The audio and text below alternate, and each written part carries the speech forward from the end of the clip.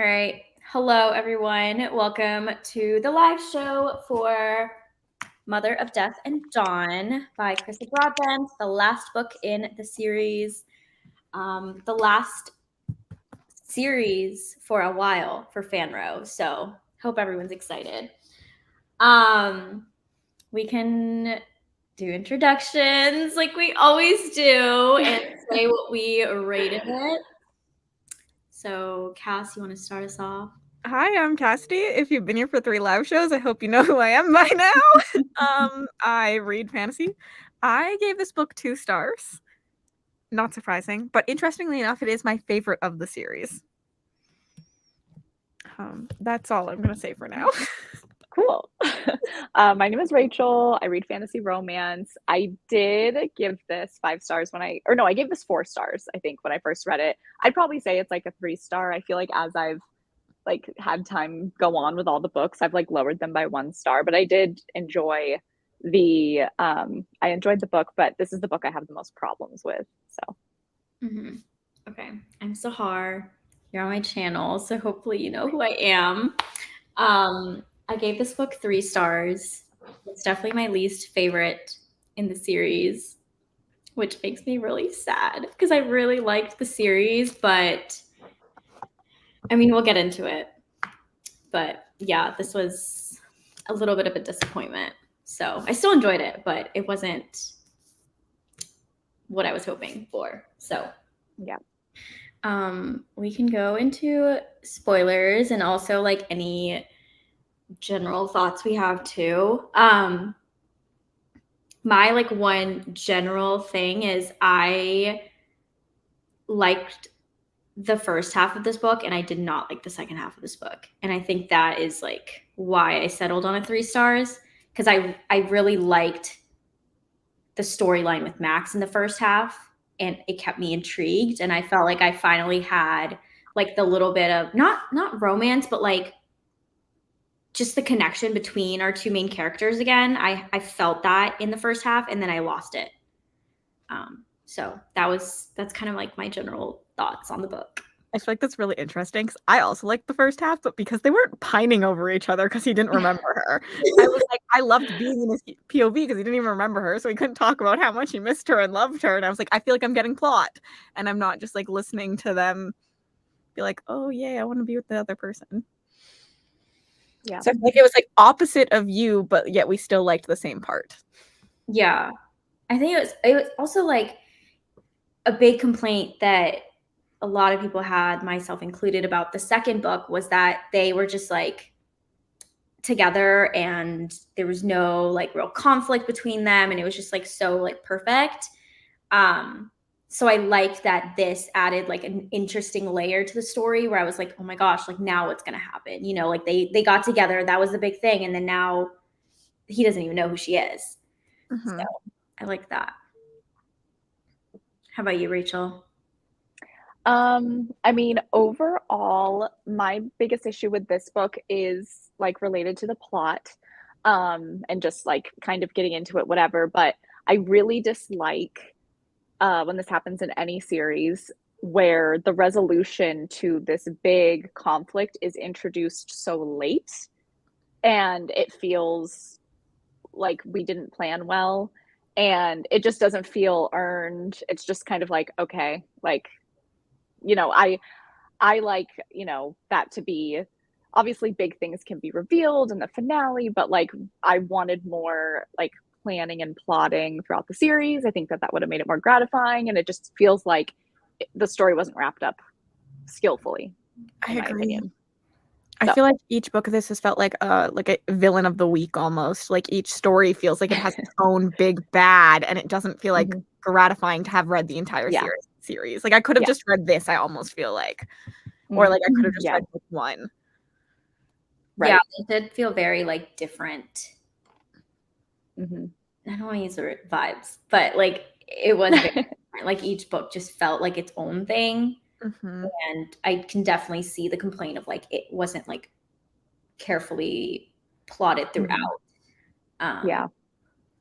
I also I was really, really hoping we would get Nora's POV in this one, or just more of She her. was gone half the book. Like, we didn't Not talk even in about the her for half the book. Like, why do you set her up as this big bad just to have her not be the big bad and then be, like, so easily overcome? Like, it just felt Yeah. so useless to even, like, have this setup that we got in book 2. Yeah. And I think that's why this book was a letdown, because I was so excited for her character to kind of take over and like Yeah. be the star of the show. And I'm like reading this book, I'm like, where is she? Like when I started, I was like, where Yeah. did she go? Like we've mentioned her twice. Like what is going on? Yep. And that was really disappointing. But yeah, I think like once we got to Max remembering up until maybe like the last 100 pages, I was so bored. Like I just didn't, like my interest level just like plummeted. And then like it kind of peaked at the end. But like that plummet, like I did not want to pick this book up when I was in that like chunk. And that to me was the like just so disheartening for a series that I had enjoyed so much. So it was like, oh. Yeah. I had it on today. I was like, oh, I have to finish 50% of this book before the live show today. And I just like, oh my God. didn't stop. And I was like literally sitting there like, I wish I could just turn this off. Like, I don't care how this ends. Like, if there wasn't a live show, this would be a DNF so quickly. You did 50% today? Yeah. And I did about 40% yesterday. So it was oh my God. That's brutal. It was rough. I had the audiobook on, which obviously the audiobook sucks, but like there was no way I was reading it without it. Oh yeah. No, I get that. That's fair. That is fair. Yeah. I feel like one of my issues too in this book was like characters other than our main characters. I feel like we have things happen. We had a couple deaths in this. We had like moments and I'm like, these are supposed to be heavy hitting, but like I don't even really know who you are. Like you've just been talked to a couple of times, but you have no emotional connection behind you. Like is it Sorel's boyfriend who dies? Mm-hmm. I didn't care at all. Like I was like, yeah, you mentioned like 3 times. Like, why am I supposed to care about you dying? Like, it would have been more heavy hitting if we had killed him. But even then, I was like, I was gonna care about you. I feel like my main thing with Sorel was he was so important in book 1 because she's like trying to get back to him, but we never like talk like actually learn about him or anything. And then he's just kind of like there in the second book and there here. And so I was like, he's like in Tasana's world, he's such an important person, but to like the reader, like I couldn't care less about him because I didn't know him. Well, that's when I started the first book and like we met him and we saw like a peek at their dynamic. I was like, oh, I'm really excited. I like this. They're like brother and sister. He will motivate her to continue on. But then it was like we were just supposed to accept that. Like, okay, he's important. And then just nothing. And the death of his boyfriend, it's like, sorry, don't care. On to the next. Way about Max's brother too in this. I was like, okay, cool. We're seeing him for the first time in book 3. He's been talked about a couple times. I'm supposed to care now about this betrayal that we get when he finds out. But like, obviously we knew that was happening. And that's why you introduced him into this book. And I just like really don't care because I don't connect to their relationship or anything. Because he hasn't seen him in years either. So like, why do I like, it was just side characters were not good. Actually, in my opinion, all of the characters exist to be their trauma in this book. That is like their only personality trait and they're overcome their trauma at the end, but there's no other personality to any of the characters. I did like, not that like the fact that their trauma was like their biggest element, but I did like overcoming it. I really liked that element of this book and just like the series overall. I really appreciate that. Like seeing, oh God, the name. Aoife. Aoife. Yeah. Oh my gosh. Just seeing like her like throughout the series, I really appreciated how we kind of got to the end with her. struggled a bit with her character in this book because I feel like she read exactly the same as she had read in book 2. And I feel like because we know what she's been through for thousands of years now, she should have a little bit more of that within her personality. Maybe I feel like if you came out of that, you'd be a little bit insane.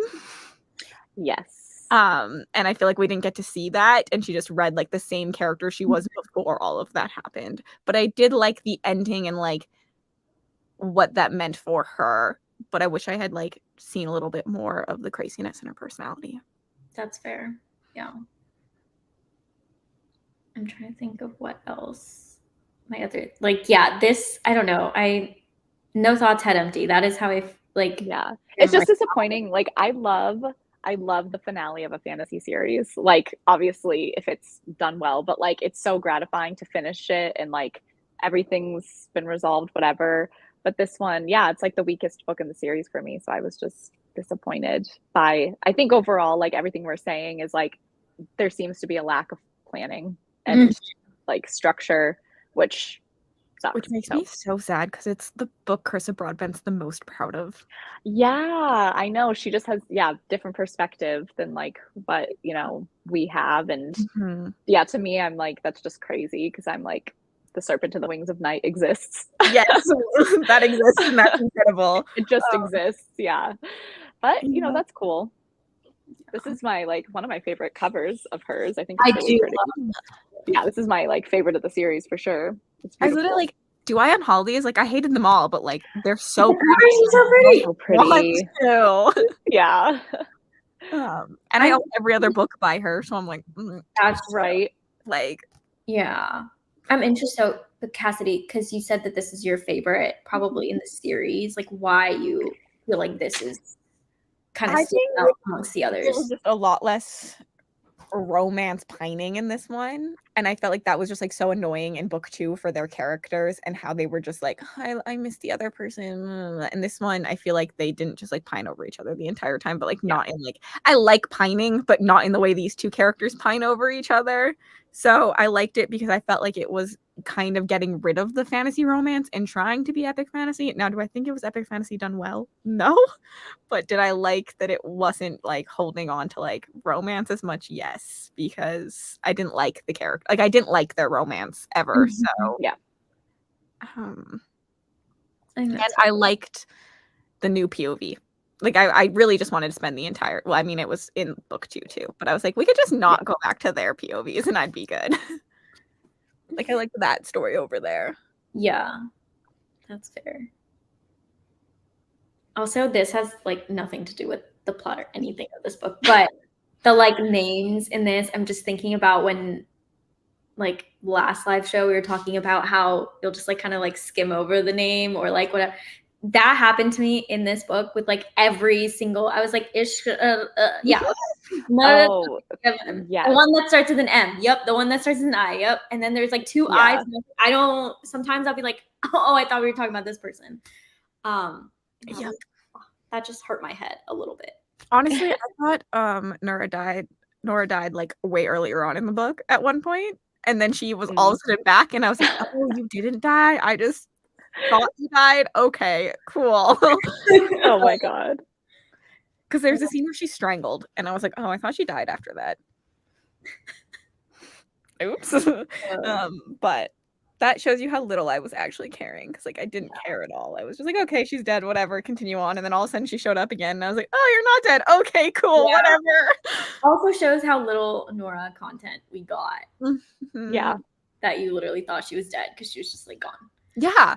That was. I think she makes a statement about how like it wasn't her revenge because she's strangling Nora and she's like, it's not my revenge, it's this other person's revenge. And I just assumed because we didn't see her from like another 300 pages that then she was killed off by the other guy off page. And then she showed up and I was like, okay, I guess it didn't really happen on page, but like, why haven't you been around for 300 pages now? Like, why haven't we even mentioned you or your army? And like, yeah. Also, how easily they took control of the city at the end drove me insane. Like, why didn't we do that earlier? Like, why didn't we do that before this book even started? Because you just went there and said, I'm going to be leader now. Yeah, no, I agree. I think there are definitely parts of this book that I enjoyed, Obviously, I really enjoyed the first half, so but I agree that this just needed more planning and just like needed to be thought out more, because even like with the first 2 books, I was always like interested to see like where it was going. Like it had like I was there for the ride. And I think that's why I enjoyed like books 1 and 2 so much, because I was like, oh, it's gonna be epic. Like once we get there, it's gonna be so good. And then we got those like last 100 pages, and I was like, what? Like, Yeah. why didn't we just do this the whole time? Yeah, literally. So, yeah. Also, I don't know why they wouldn't got married for like 5 pages. That seemed ridiculous to me. I was like, I'm sorry, if I'm gonna die tomorrow, I'm either fucking or I'm training so I don't die. I'm not running off to get married. Yeah, to get married. It was for their so perfect romance thing. Mm-hmm. Mm-hmm. I got why I was done, but I was like, this is stupid. Wait till after the battle, and then they can get married in the epilogue. Yeah. Right. Yeah. Or like way earlier on in the book, because we had like 200. This book was just also way too long, in my opinion. Like there was no need for it to be this long. And I think that's why it like dragged for me in like that one chunk, because it could have been condensed. I also, one thing in even the first half that I noticed that goes towards like it could have been shorter is Carissa Broadbent was very repetitive. And I don't know if like maybe that was the case in books 1 and 2 as well, but I noticed it a lot more in this one, like especially in regards to like Max's memories. Like she kept making some sort of analogy about how he has forgotten things, and I was like, okay, I get it, he doesn't remember. Like, can we move on? Also, he pretty much remembers everything except for Tasana. Right. Like he remembers so much, and I'm like, why can we just like fully commit to the memory loss? That's fair. He remembers the only things he forgets is Tasana and killing his family, which killing his family I get is a suppressed memory because it's not happy, but yeah. I also wanted a bigger moment from Rushe when she like figures out what she did to his family and like realizes it was her that did it. I felt like that was like really skimmed over. Yeah, I feel like if Carissa Broadbent wanted to keep the length of this book, things like that should have been drawn out, and other things should have been completely just like cut out. And I would have enjoyed the whole 700 pages, and it wouldn't have felt like I was reading 700 pages. Yeah. I have nothing else to say. I think those are my only issues. Well, besides everything I've talked about in previous live shows. Yeah, I'm trying to think. I don't know if I have anything else to add. Rachel? Yeah, I think we covered it. If she came out with something else in this world, would you read it? I think I would. Yes. Okay. Yeah. I think I would too. I just feel like, I hope it's like I mean, I don't know if it's a matter of just time and an author improving over time, but I just feel like the Crowns of Nyaxia series is so well written that I would be curious, like, what else she could do with this. But then also it's like there's just so many pieces of this that are like, you know, need to be tweaked. So I don't know. But I will read anything that she publishes in the future just because I love the Crowns of Nyaxia series so much. So have either of you read Slaying? I haven't yet. Yeah, I loved Slaying. I finally own it, so I will read it soon. But yeah, I didn't love it as much as Ashes, but I liked it a lot more than this. Yeah. Yeah, I think this series is like the epitome of a ton of potential, and just like the execution wasn't there. Yeah, I think she has mastered the execution. I don't know if I want to use the word mastered, the execution now with like Crowns of Nyaxia, and like I think her future works. It could be smart too because she's doing Crowns of Nyaxia in like 2 duologies, and so you're getting more plot overall, but like you're falling in love with the like relationship in those 2 books. And I feel like this one struggled because that final book like wasn't as much about the relationship. Mhm. Right. people. I just think that the relationship itself is done so much better 100%. than Max yet too. So I Yeah. just feel like she's just improved so much. Like I'm so excited for like her future like career growth because Mhm. Me you too. see how much she's improved, which is pretty cool to like Mhm. see that. I'm glad I started with Ashes because I would not have continued if I had Mhm. started with this, I don't think. Yeah. Yeah, that's fair. Because you didn't really like the series. I Yeah. feel like I still would have read. I give them all 2 stars. So if it hadn't been for this book club, I think book 1 would have been a DNF from me. So Well, you're welcome. you made me complete the series, and that's always a goal. So, and it was a series I owned. It was great. That's good. Physical TBR. And now you know that you are very much a book and not author person. 100%. Another person who fell into that trap where I love a series by them and hate the other series. Yeah, that's always so tough. All right. Well, thank you to the 7 of you who have been watching this. Such a long live show. Yes. Because everybody DNF'd the series. Yeah, every time we like when we did the last live show, it was like just people being like less and less like engagement and stuff with it. I mean, in the first one, like everyone's excited. They want to start the series. And then obviously, like if you didn't like it, you don't continue. And so you have a smaller group in the next one, Yeah. Now here we are. And then there were 3. Yeah. Thank you everyone for coming. Thank you guys. And thank you to Kaylee and Hannah as well. Fanro Book Club will be taking a little bit of a hiatus while I figure out my life. But hopefully, I'm going to take a couple months off and then hopefully I'll be back in like December or January. So, yeah. All right. Have a wonderful night, everyone.